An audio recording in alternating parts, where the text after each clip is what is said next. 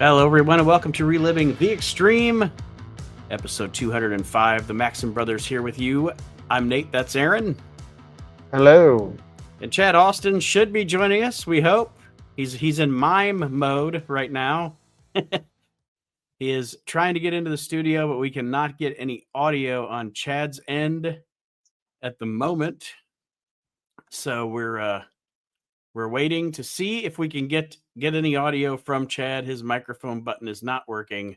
I can see you, Chad, but we can't hear you.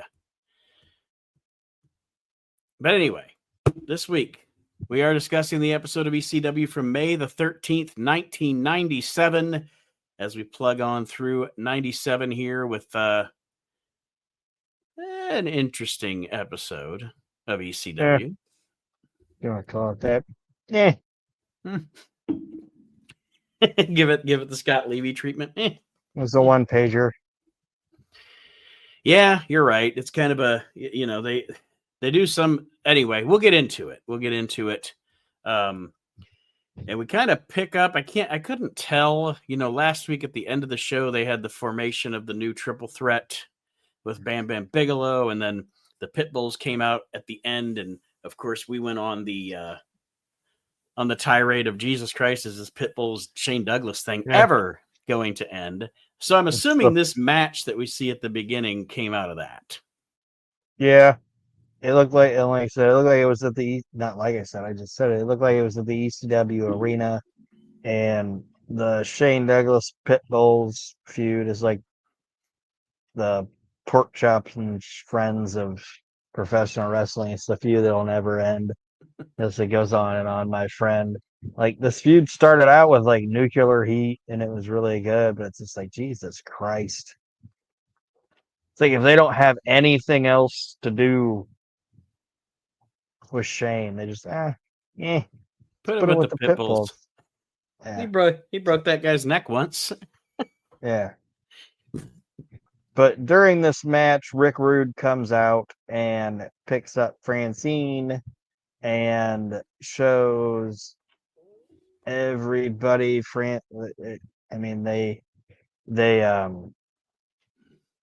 pixelated it or whatever you want to say, but it looks like Rude came out and showed everybody her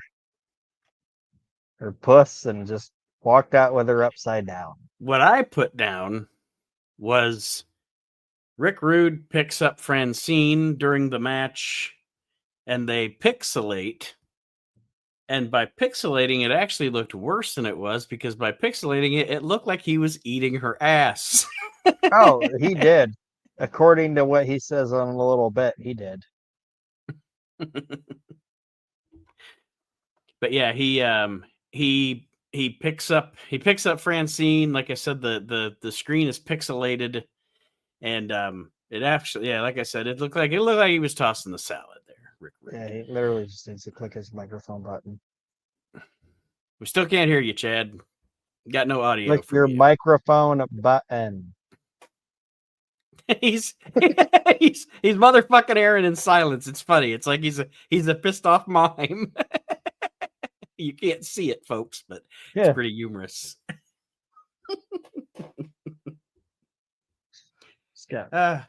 Motherfucked by Charlie Chaplin.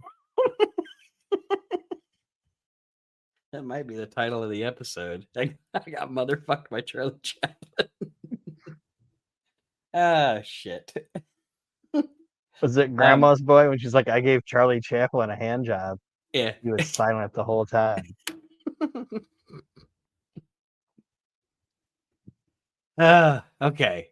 Then we get Joey Styles mid-ring to introduce the show in classic ECW fashion.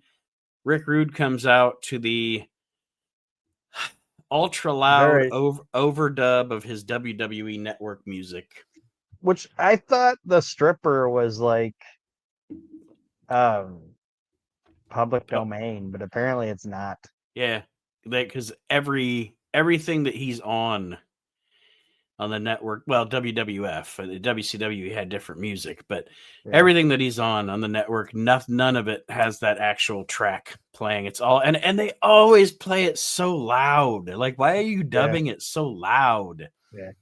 If you guys don't know, the dun dun dun Rude's music in the 80s. That was a song called "The Stripper" from like what was like the 1930s or whatever. It's like, that's what I thought. It's like by this time I figured that shit was just you could just play it. And the music that Like they Harlem do, Heat's fucking music's public domain, and The Stripper isn't. right? It's like, really?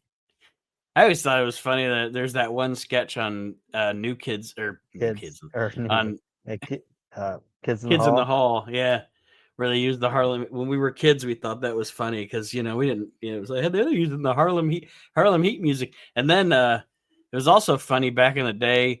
WWF on their hotline ads would play Lex Luger's WCW music, Yeah. and Like then those things are public domain, but The Stripper isn't. in the Hardy's Bob music, Holly's music. I've heard the Hardy brothers, the Hardy Boys music on like cartoon or car ads. Like they're like Subaru. Yeah. And that's why they can use it wherever they go. But The Stripper, some song from I think so like the 1930s, doesn't really make any sense. But like what you were talking about when Rude, you said it looked like he was eating her ass. Like they go to Joey and he brings out Rick Rude, and Rick Rude says that something about the back door, and that tasted like ribeye or whatever. Like he's talking about the restaurant, and he said he went through the back door of the restaurant and he had a ribeye steak, but the red snapper, that was really fishy.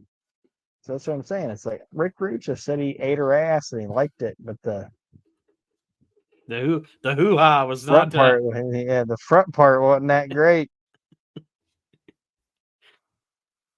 yeah. 1997 pro wrestling, I'll tell you what. Yes. But then we're gonna have more Joel Gertner versus Rick Rude during this episode of the show because Joel Gertner comes on. Says he's finger licking good.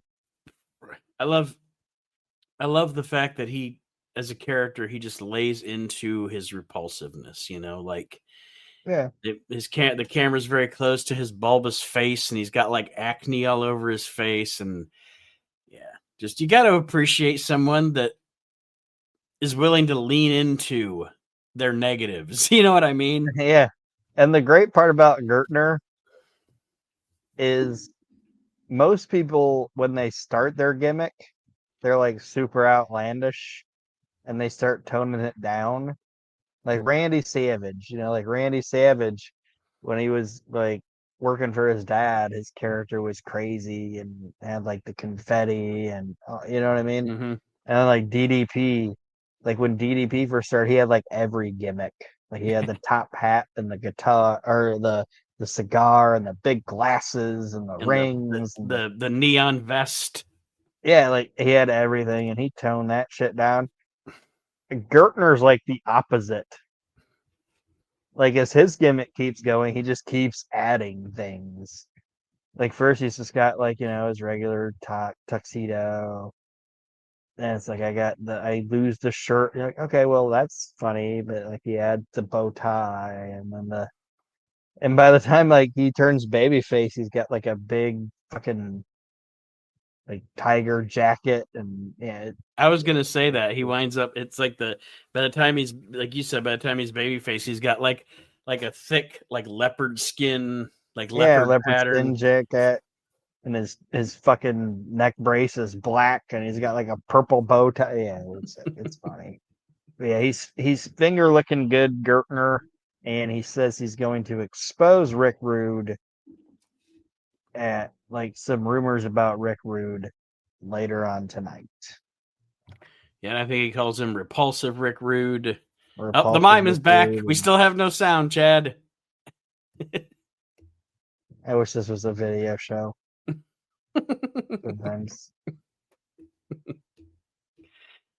Chad's like, fuck you guys anyway. Then that's what I'm getting. Hey, my mic. At this point, I don't went to bed. But anyway. Oh shit. But yeah, he's like repulsive. I think he calls him repulsive Rick Rude, rank Rick Rude, repugnant Rick Rude. everything you would say, everything you would use to describe Joel Gertner. Joel Gertner's using to, what do they call that? Projecting. He's Yes. using to describe Rick Rude. And then we get Rick Rude and Joey Styles back with us talking about everything going down that went down with Taz and Sabu at Barely Legal. They run down tonight's show, which our main event is going to be I think they call it Pick Your Partner match or what have you. Dream Partner. Yeah, Dream Partner. That's what it was. Rob Van Dam and Sabu against Chris Candido and Taz on this show. Yes. And I will say this just as a spoiler, 30 years ago, I was pleasantly surprised when they announced that match was going to happen. One, that the match happened, and two, that they actually showed the whole match. But anyway. Yeah. And Joey Styles mentions that RVD basically, in Candido's mind, sexually harassed Tammy and says something about the cookie jar, and Rick Rude's like, nah. RVD grabbed her in the nookie jar.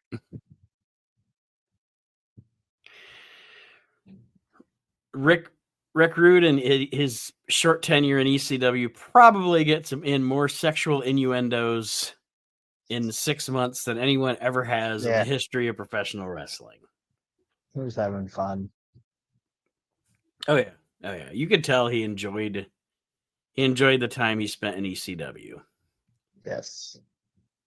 And like we said last week, him and Joey are actually an underrated duo commentating together, because you can just tell Joey gets a kick out of Rude. Rude respects Joey Styles. Like, he never at any point tries to like shit on Joey, or, it's almost like I compare it to maybe like a Gorilla and Jesse kind of a combo. I don't know if we said that. I don't remember if we said that out loud last week or not, but yeah. Or it's not the same thing, but like with Gorilla and Jesse, but almost like a Mike Tenay, Bobby Heenan. Like, if Bobby Heenan if he didn't like Mike Tenay, he could have really fucking destroyed him. yeah. You know what I mean? Yeah. But he liked the guy, and he was a nice guy, and he did a good fucking job, so why shit on him? It's kind of like when you listen to Tony and Bobby, there's times where Bobby just fucking kind of shits on Shivani. Yeah. Or even with Jesse, there's points where Jesse he didn't like working with JR. Him and JR didn't like each other. There's times in WCW where fucking Ventura kind of no sells or puts JR kind of in his place a couple times. You know what I mean? Like, yeah. But you can tell Rude liked being there. So the first match we have on the show of the two matches that are featured this week is Louis Spicolli and Tommy Dreamer. They go through the evolution of the feud, where, of course, we talked about Louis Spicolli making the Wolfpack symbol and Tommy telling him, if he keeps making that symbol, I'm going to break your fingers or break your hand. And then he proceeds to break his hand. But now Spicolli has the cast, et cetera, et cetera. So it's Louis Spicolli and Tommy Dreamer one-on-one. And Lou is doing he's officially fuck this, LOL, I can't figure it out. We already knew that. But Louis is now in the full mode of doppelganging as Tommy. If you guys don't know, Louis is basically mocking Tommy by dressing like him. So that's what's going on with it. And I do like the fact that Joey Styles pointed out, like, this thing just started as Tommy just being like, don't do that hand signal, man. Yeah. Just stop doing that. Like, this blood feud started out of nothing. I wrote down easy for me to say. I wrote down, one thing I did write down here is the reason I like this is it is something different for Dreamer. Yeah. It's not Dreamer against fucking not that Dreamer and Raven is bad, but it's like it's not Dreamer and Raven drama. It's not like Dreamer and Sandman drama. It's because normally when Dreamer's in a feud, the other guy is the aggressor, and Dreamer is dramatic about it. You know, it's all drama with Dreamer. He's dramatic Tommy. With Spicolli, I like the Spicolli thing just because again, it's a different opponent. It's something different for Dreamer, and I I like the fact that Dreamer is the aggressor, I guess. Yeah. Because he was just basically like, "Hey, man." Like there was a couple episodes ago, and it's kind of like a throwaway line, but he even said, "Hey, I even like some of the guys that make that hand signal." Mm-hmm. He's like, "But we don't support that in this locker room, you know? Yeah, well, and Just stop it." Like that's all. That's basically what he says. Like, just stop it, and everything will be all right. And Louis' character was great because he was like, "Yeah," like you know what I mean? Like he's being he's being like the Click. antagonistic. Yeah. So But Dreamer, or I'm sorry, like I said, it's Tommy Dreamer and Louis Spicolli. And I put down here because I don't know if I just maybe I turned away or I don't know. I might have walked away from the TV for a minute or something. But did did Dreamer rip Spicoli's pants or did they just rip on their own? Because yeah, I they were having a ECW brawl. Yeah, well, and like I said, I And know it's like it's a good ECW brawl into the crowd and everything, but I guess I missed the point where it's like you know how you said he's dressing like Tommy. I thought did I miss something like where Tommy was like, "Don't dress like me, I'm gonna rip your pants, fat ass," or something, and I just missed it. But basically, and then I was just like, well, I'm glad Louis decided to wear underwear that yeah, day. glad he didn't That would have been free ball it. that, that would have changed things. Oh, we saw your Spicoli. Yeah. Oh no. Oh no, nobody wants to see your Radford, my friend. But yeah, like I said, they brawl into the crowd. Both guys wind up bleeding. Um, I put down. Did you have any notes on the match? Because I have my notes on the match, but if you had anything specific you wanted to bring, I didn't just about the finish. That's no, really the only thing I had because same I here. didn't have there wasn't a lot of notes because like I said, it was a walk and brawl, and I liked the fact that it ended like the ending actually was pretty cool because Tommy hit that enziguri and pinned him, and it's like, you know what? And not every match needs to have some dramatic finish. Like No, this match ended how an actual, I mean, not an actual fight, because if I there's was like a about real to say. fight, Yeah, I was about to. Yeah, I know what you're saying though, because I actually wrote down kind of the same thought you had. I like it sometimes since wrestling is simulated fighting. I like it sometimes where when a wrestling match ends like a fight, like it can end out of nowhere with a random move. It doesn't have to be a finish a big finisher. or something like I know there are a lot of people that shit on that. I forget what year it was, but that Brock Lesnar Randy Orton SummerSlam match where Randy just gets busted open, bleeds like a stuck pig, and Lesnar takes care of him quick. To me, I kind of like that. Once in a while, something like that, like, oh my god, he fucking hit him on a gusher and just took advantage. And I don't know. Yeah, It's sometimes something realistic like that is cool. like you're never gonna see a bar fight and some guy hits an enziguri. You know what I mean? But in this, it was like, oh, Tommy hit an enziguri, kicked this guy in the back of the fucking head, and it knocked him out. Yeah. So to say, yeah, you're never gonna see a bar fight where a guy signals his finisher and heads up to the top of the bar and drops the elbow.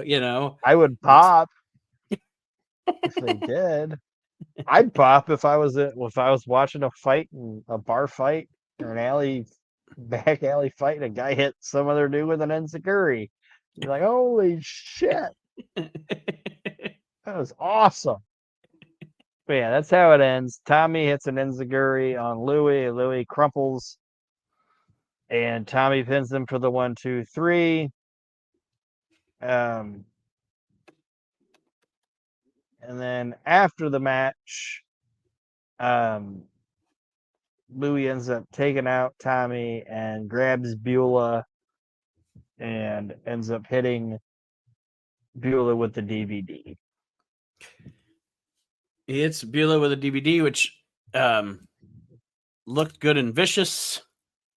But what I wrote down, because obviously they have there's actually a couple things I have with this, but Louis hits her with the DVD. The medical crew and a bunch of people rush from the back and get. And I did actually like that, because Dreamer's out of it on the outside when she gets the DVD. So then Dreamer wakes up pretty much because forgot to mention Spicolli gave him the double X handle off the ring apron, and that's how he was able to get the DVD on Beulah. But when he kind of wakes up, he doesn't know what the fuck's going on. He sees all these people surrounding Beulah, and I like the fact that he was like, "Get the fuck out of here! Get the fuck out of the way!" Like, because he wouldn't know what happened to her, Yeah. And he throws everybody away except the medical crew, and then something I wrote down for after this, and I know Aaron probably thinks the same thing I do. Joey Styles and Rick Rude back on, and they're doing the somber act. What we've seen here with the DVD from Louis Spicolli on Beulah, purely disgusting. Rude's like, no one should ever do that to a woman. And I wrote down, not Rude, I wrote down, but just a couple of years ago, Joey Styles was like, when Tommy Dreamer was going to pile drive Beulah in the ECW arena and showing her to all four corners of the crowd and everything. When a woman gets when it's I was gonna say it's like if that would have been like Franny or something, they'd been like, oh yeah, pile drive the bitch, or whatever. Like, and that was like the one of the things I was gonna say about Rude is him. He was like smart enough as a wrestler or as a performer or whatever to be like, you know what? No female should have that happen to him. Yeah. Like even Rude was like he'll pick up Francine and he'll show everybody her parts and all that, But he's like, hey, I ain't going out there and rude awaken her. You know what I mean? Right. So I did like the fact that Rude was saying that. Like his character was even look, he's justified. He's not guilty of in the past what Joey is. Let's say it. Joey's guilty of celebrating sometimes when a woman gets dropped on her head, and one of them being Beulah, I believe, at one point. But anyway, it's professional wrestling, and it is what it is. Yeah. Then they show us a highlight video of footage of ECW it's funny because if you notice, since I think it was right before or right after Barely Legal is when they started using what we now know as the ECW music, And it is funny, like you notice how now, since they've established that as their theme music or the music of ECW, they work that shit into every part of the show they possibly can. But yeah, they show us kind of a highlight video. My favorite highlight video music was that one. I'll have to Google what this song was, and it'll never be on anything we watch on the WWE network or whatever, Peacock, whatever you want to call it. Was that one where it was like one step below, that one? Yeah. That was my favorite one of like the surfer type music or whatever they use. Mm-hmm. I liked that. But yeah, this is just clips of recent happenings going on. It was basically Pulp Fiction without being Pulp Fiction. They were just Right. showing you the clips of the feuds going on. And then I put down something that this is another funny thing that I have. So they show Tommy Dreamer all stressed out, all dramatic in the back because of what's happened to Francine. And Terry Funk shows up, which the new ECW champion from Barely Legal. This is the first time we've seen him since the pay-per-view. And he's here to console Tommy Dreamer.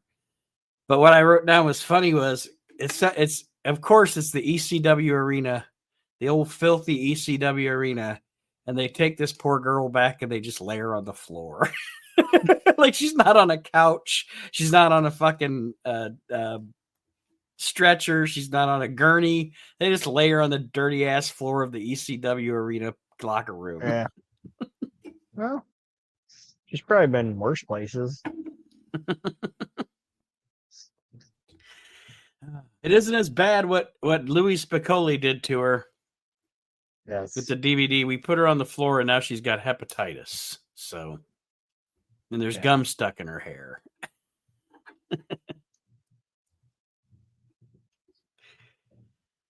So we get, that's like I said, that was the Rude Cam footage with Tommy Dreamer and Terry Funk coming in, trying to calm Tommy Dreamer down from his dramatics.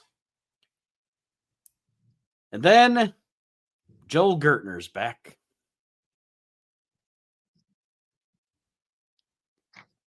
And one of the things he says that Rick Rude is upset about is that he lost his Thunder, and it's funny because it's Hogan's show is called Thunder in Paradise. But what I actually wrote down was, and I wasn't even drunk when I wrote it down, I wrote Trouble in Paradise. That wasn't Hogan's show. Was it Trouble in Paradise, like a Steve Martin movie? I don't know, probably. I wrote Trouble in Paradise. It was Thunder in Paradise. And Gertner says Rick Rude's upset because he didn't get his big break in Hollywood because Hulk Hogan decided to give his role to Jim Neidhart. I don't know if that's true. I don't know if He Jim calls Neidhart him James Neidhart. Now, Jim Neidhart was on Thunder in Paradise at one point. It's crazy. I want to watch it now. I kind of want to watch Thunder in Paradise because, like, you're saying Neidhart was on there. I know, like, Kevin Sullivan and Ric Flair and the Macho Man and Sting and El Gigante. It is Thunder in Paradise. I kind of want to watch the show. Thunder in Paradise is one of those shows that you watch because you know it's not going to be good. You know, like I know this isn't going to be good, but do you think that Thunder in Paradise? Do you think anybody that worked on Thunder in Paradise thought they were making an Emmy-winning television show? You know what I mean? Like maybe Hogan did. Maybe Hogan did because Hogan, you know, Jimmy Hart did. I was wondering that one. Like, you know, I know you don't, but you know, me and my wife watch a lot of horror movies, and we'll even watch bad horror movies because a bad horror movie just becomes a comedy, right? And I always wonder if people that make bad movies know when they're making it that they're making a bad movie. Oh, I know that. I see that. Like, with shitty movies all the time. Like when you watch something that's really bad, it's like I think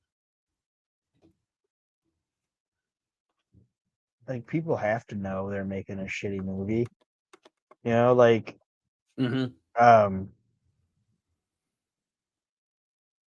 before it became cool to make shitty movies, like there was like that point in our culture where people were making shitty movies there and like the 2015 2020 where they knew they were bad, like those Sharknado movies. Those people knew they were making bad movies, but people were watching those movies because they were bad. And a lot of those movies are like Birdemic or whatever. Like those movies were getting watched and getting views because people were stuck inside because of COVID or Yeah. whatever, Yeah. you know? But so I understand that.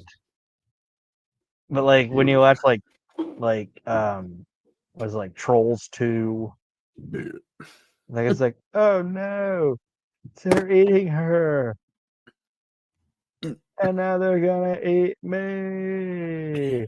Yeah, it's like, oh, I don't I feel like maybe the actors knew they were making bad movies, but they were like, fuck it, they're gonna pay me in. They're gonna pay That's me. what I Yeah. think it is. That's what I think it is. I think directors and producers think they're making good movies, but actors are probably like, this movie fucking sucks. Actors are like wrestlers. Yeah. I'm trying like For payday, brother. I was getting along I was going a long way to get to a short point, but that's what I think a lot of times with like movies. I have a feeling that there's a lot of times where actors are like, we're making a shitty fucking movie here, but they're still paying me because this Yeah. is my The fucking the job. checks are clearing. Yeah. Yeah, and there's plenty of times in professional wrestling where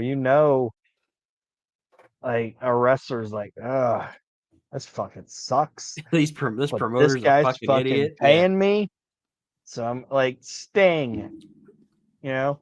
Steve, there's no way that Sting thought the shit he was doing with Vampiro or whatever in 2000 was good. Mm-hmm. But you know what? They're fucking paying me. So you keep paying me, throw a fucking doppelganger Sting off the fucking roof. I don't give Right. a fuck, I don't give a fuck. you know? Yep. Whatever. Just pay me. Pay me. I don't give a fuck. I don't know how we got into that, but The Trouble in Paradise. yes, Trouble in Paradise.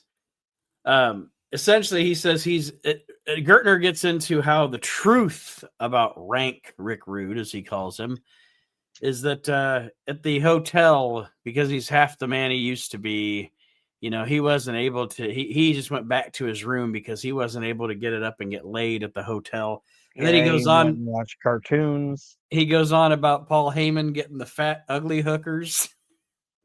Yeah, with his 3-inch phone antenna and all this, that, and everything. And basically, he says Rick Rude went back to his hotel to watch cartoons, and Paul Heyman stood outside of the hotel trying to get the hookers that were trying to get Rick Rude, that were fat and nasty. And then he starts to strip.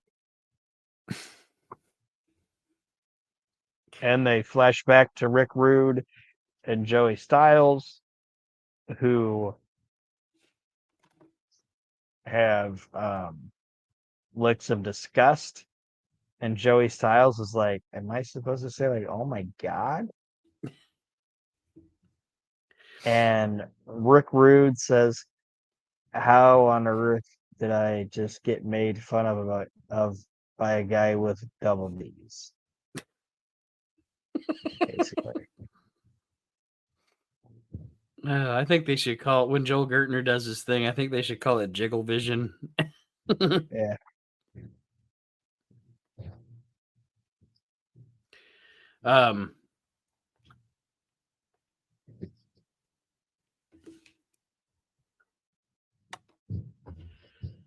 So the next segment on this show is our main event tag team match. As promised earlier in the show, it is Rob Van Dam and Sabu against Chris Candido and Taz.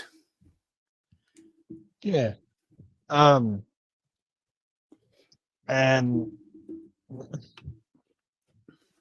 it might be a stupid note, I don't know. But did they say anything about like Taz having like an elbow injury? I don't remember them saying that. Because in the match, and I've never seen it before, and I don't know if I'd seen it after, but I've never seen Taz have an elbow pad, but he's wearing an elbow pad in this match. I guess I didn't even notice. Maybe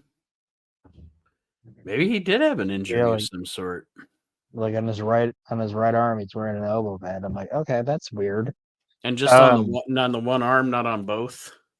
Yeah, not on both, just And on his right arm. maybe he had a tweak or a you know what I mean. Maybe it wasn't like a serious thing, but maybe something where it's like I should maybe wear a pad to just as a safety measure. But yeah, I guess I didn't even notice that he was wearing an elbow pad. I just thought that was weird. And really, the only other note I have of it is like I like all four of these guys. Like I know sometimes I kind of shit on Taz. Like I'm a bigger fan of Taz the personality than Taz the Yeah. worker, Mm-hmm. you know. But he's not a terrible worker at all, you know. So I want to preface that. But like I really and there's not a lot of instances of it unless we're going to see more of it going on that I remember. But I really like um Sabu and Chris Candido working together. Like I Yeah, like watching those guys wrestle each other. I think it's really fucking good.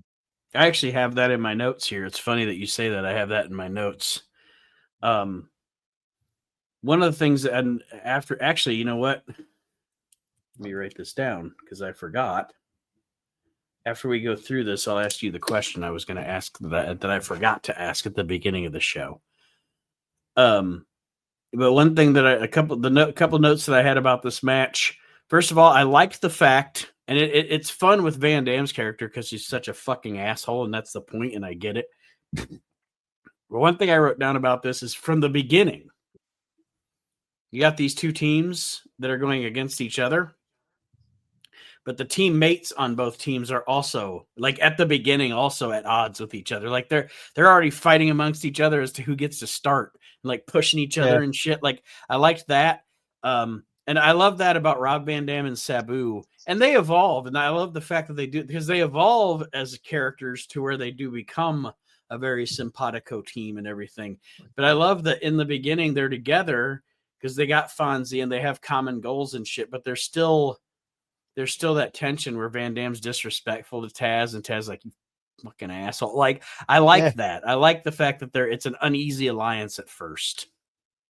And Rob's character isn't even trying to like a lot of times trying to like be his character's not even trying to somewhat be disrespectful to He's Sabu. just an asshole.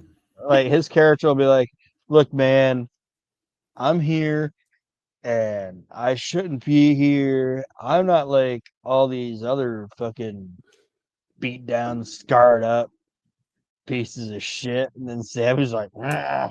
He's like, I'm not not talking you, about Sabu. you. Not I'm not you. talking I'm about not you, talking man. about you. And then I'll look at the camera and be like, oh, I'm talking about, This you know, guy. that type of shit. Yeah, this guy over here. But yeah, basically the gist of the match is that Candido picked Taz because he wants to be able to get to RVD and he wants a good ally in that match because he knows Taz is going to want to get at Sabu. So his character's mindset is if I pick Taz, then Taz will pick out Sabu so I can get an RVD for grabbing my girlfriend's cooch. Is the gist of the situation. Yeah, because here's what I got here. First, the match, obviously, because this is ECW, it goes outside the ring quickly. Everybody's fighting on the outside. Once that settles down, and here's where I have the note. Back inside, once it settles down, we have Candido and Sabu to start the match.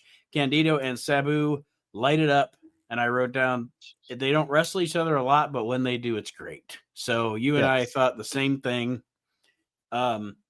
At one point, Sabu tries to put Candido through a table, and Fonzie gets up on the apron and stops him because he doesn't. Fonzie is hyper focused on destroying Taz. So he doesn't want Sabu to put Candido through the table. He wants him to put Taz through the table. Another note that I have, and I may have mentioned this on a show before, I don't know. Sometimes I have thoughts and I'm like, shit, I don't know if I discussed this or not before, and I'm not going to go back through my notes. Fuck it. I'll just bring it up again. I know when I say this, the response that anybody ever gives me is, but you're supposed to hate it. That's the point.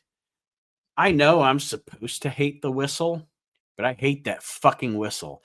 It's like, I understand if you're supposed to be annoying. I get it. Like, you're supposed to be the annoying heel guy, but man, sometimes that whistle just, I can't even focus on what I'm watching. I don't know if it's because I'm like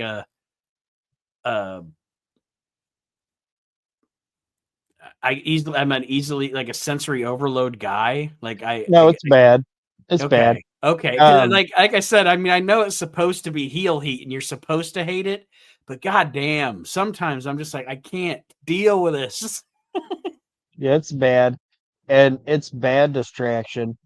And I think, and you can tell me if I'm stupid in saying this or whatever, but what I think Paulie or Todd, or even if it was Alfonso's idea, what I think in their mind was they were thinking, because nothing in wrestling is original, everything's stolen. Right. You know what I mean? So I think in their mindset, I think they thought it was like the megaphone. Yes. And that is comparable. I get what you're, yes. Cause And I've written that. It's totally different. Like Jimmy's megaphone wasn't distracting from the match, but the whistle's distracting from the match. Yes. Okay. I'm glad I'm not the only one, because I'm like, man, God, the whistle gimmick sometimes just like there's times where it's almost like they mic it properly to where it's not as overwhelming.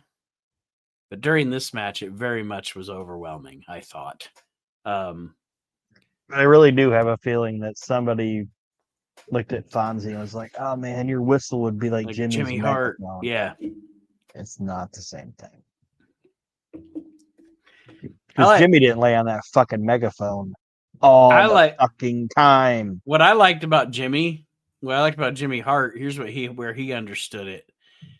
It's funny because he'd be on there like, yeah, baby, come on, baby, get him, honky.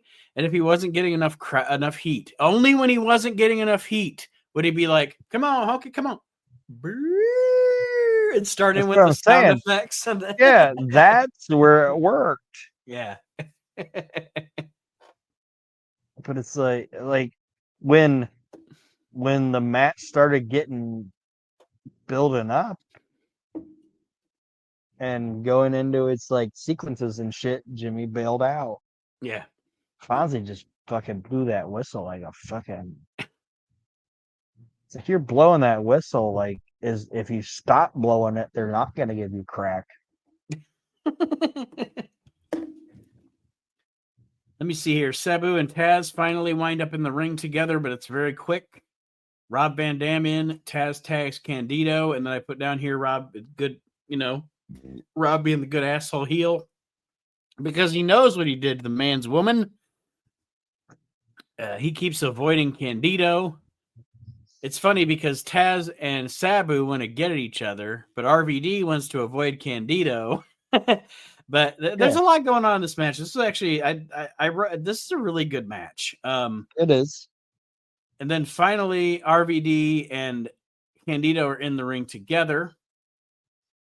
Francine comes to the ring, feeds Chris Candido a chain. Taz won't let Candido use the chain, though. Excuse me. And Rob Van Dam winds up cracking both of them, or throwing a chair at both of them. But in the end, oh shit! I'm sorry, I lost myself in my notes here. Taz suplexes RVD for the pin, right? No. Okay. Oh Um, wait, no, yeah. Okay, sorry. My notes go farther than that. I got lost in my notes. Candido, Sorry. Candido brings in the chain, and Taz won't allow it. And then a bunch of chicanery happens with the There it is. chair, and Candido ends up hitting a German suplex on RVD and pins him 1, 2, 3. So the story is Candido got the pin over RVD, and um, Taz and Sabu brawl out, and Candido leaves victorious. And then after the match, RVD cuts a promo talking about how if I would have been where I belong, like somewhere other than here in front of you, sweat hogs and fat bastards, this shit wouldn't ever happen to me. And this is all a bunch of bullshit. And basically says ECW sucks and I should be in one of the big two. And that's how the show ends. And that's where I got lost in my notes because I didn't write down where the pin happened because I wrote down here Taz with a good suplex on RVD. And then my next thing is Taz tries to suplex Fonzie. Sabu clips him. There's a poetry in motion on Candido. And then Candido suplex on RVD. So I guess in my notes, I didn't write down where the actual fall took place. There were 2 suplexes that I noted, but I didn't note the fall. So yes, Aaron was right. Candido got the win. So before we give our ultimate grade on the show, I want to ask the question that I was supposed to ask at the beginning of the show. Mime Chad Austin distracted me. And I'm going to tell you, I think this is a true statement, but I just wanted to ask you because there's not a ton of people that competed in all the promotions where I can say this. North America, not Japan. I'm not including Japan here, okay? All right. But I believe myself, and tell me if you agree, that ECW was the North American promotion that used, promoted, and exploited the talents of Bam Bam Bigelow the best. North American promotion. Yeah. And he's not the only one. Mm-mm. I could give you He's not the only one. 3 other guys. 3 other guys right off the top of my head. But yeah, Bammer was definitely. And I mean,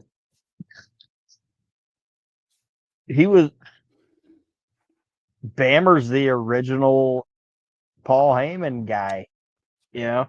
Like when Paul Heyman was young, Paul Heyman was trying to do his shit. Like he brought Bam Bam, like he debuted Bam Bam in Studio 50, like what is it? Studio 54 or whatever Studio in New York. 54. Mm-hmm. Yeah, like Paulie knew that guy was a fucking talent the minute he saw him, and yeah, so I totally agree with that. Okay. I figured you might say the same as me, just because I think. Go ahead, sorry. No, I was just gonna say I think that for North American promotions, ECW used him best, WCW used him worst, and the WWF. It's funny because he's one of those guys where it seemed like I think that if it would not have been for the politics, both times he was there, he would be now looked back as a bigger thing in the WWF because He shouldn't the have. first time. He shouldn't have. No, go ahead. The first time he shouldn't have been teaming with Hulk Hogan. He should have been fighting Hulk Hogan. Mm-hmm. You know what I mean? Like Yeah. that's my thing. Like he shouldn't have been a baby face when he came into that company. Like it maybe at the start just to bring him in, but he should have been like they like one of the guys that like turns on Hogan. yeah, like, oh, I love Hulk Hogan. He's the best. You know what I mean? Mm-hmm. Like if they would have did like I think one of the worst turns ever that was just kind of like a popcorn fart was Typhoon turning bad. You know what I mean? Because nothing even ever happened with it. Mm-hmm. You know what I mean? But like if they would have done like that type of turn in like 80, what was it, 87. 87? 87, When early Jammer 88. showed up there. Yeah, like if Bam Bam shows up, he's friends with Hogan. And Oh, Hogan's the best. And then he turns on him. That would Hogan, Bam Bam when you could have think been about it, fucking when gangbusters. when you think about it, it almost like, yeah, folks, we're in the weeds. Give us a break here. It almost is like, would it have been? Okay, you almost wonder if that might have been the plan because WrestleMania 3 goes down, right? Just hear me out. You know how sometimes I get with my wrestling brain. WrestleMania 3 goes down. Hogan beats Andre. Andre is in terrible physical shape, right? So Andre's off TV. Andre's off the road. Andre's off TV until probably late September because they bring him back as you head toward the build for the Survivor Series. Because the big hook for the Survivor Series is you're going to get to see Andre and Hogan again. If Andre, do you think that the plan might have been Bam Bam and Hogan, but Andre was able to come back, so they scrapped it? Because they were teaming Bam Bam with Bam Bam with Hogan, and that's usually how a Hogan formula goes: is the guy teams with Hogan, the guy turns on Hogan. You know what I mean? Like I don't know. maybe Andre coming back put the kibosh on it. I don't know because Vince even then would still say what you want to say about him trying to break boundaries and do whatever, but he was still promotionally wise like his dad. Where it's like book year to year. You know what I mean? I don't think he looked at Bam Bam Bigelow as being like the big heel. I think it honestly, if you put it to me that way, I would think Vince even thought more of Bam Bam Bigelow versus Andre the Giant. Which turns out Andre didn't like Bam Bam. And a lot of people resented him. Not his fault. That's sometimes when I think when somebody gets a big push like that, and then the boys like shit on him and the resent him and stuff. It's like, oh, God forbid somebody that isn't you comes in with talent and gets a push because they're talented. But that was the politics that hurt him. Obviously, the first time in the WWF, and then the politics that hurt him the second time was the Click. So, like I said, back to my original point. ECW best, WCW worst, WWF both times. I think he would have been a bigger deal in that company had it not been for politics, because Vince obviously took a liking to him. You know what I mean? Yeah. And yeah, but anyway, ECW's Bam Bam's jam. The episode of ECW that we just watched, I actually gave it a B plus. I thought this was a good episode. It had two good matches. And I mean, it didn't do a lot to like